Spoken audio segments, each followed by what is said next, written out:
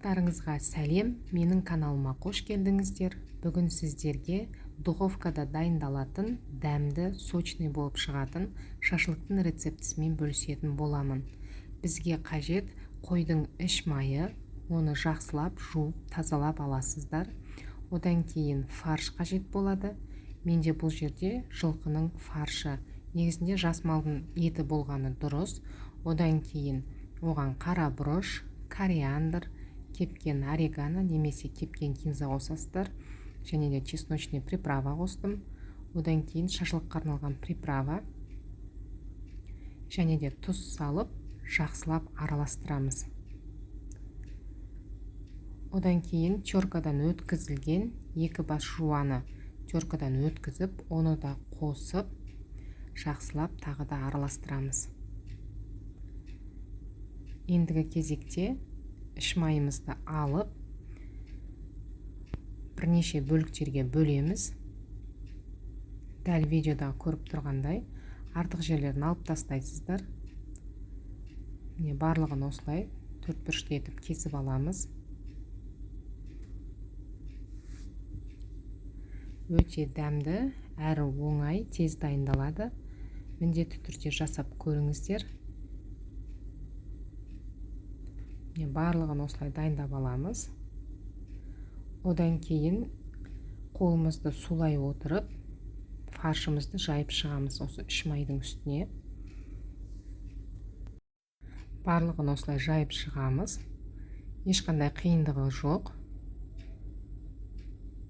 Қолымызды сулай отырып жаясыздар. Сол кезде жақсы жайылады, қолға жабыспай. Одан кейін ораймыз. Ораған кезде жақсылап тартып отырып ораңыздар. Барлығын осылай дайындап шығамыз.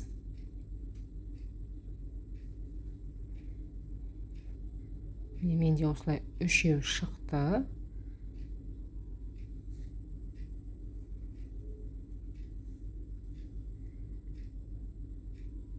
Барлығын осылай дайындап аламыз.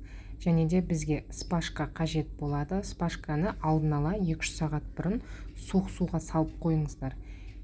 Немесе фольгамен бастарын орап қойсаңыздар да болады. Себебі духовкаға салған кезде біздің шпажкамыз күйіп кетеді.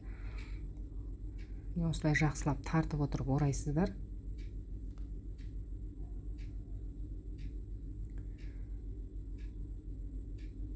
Одан кейін осының бәрін жаңағы спашкамен қадаймыз.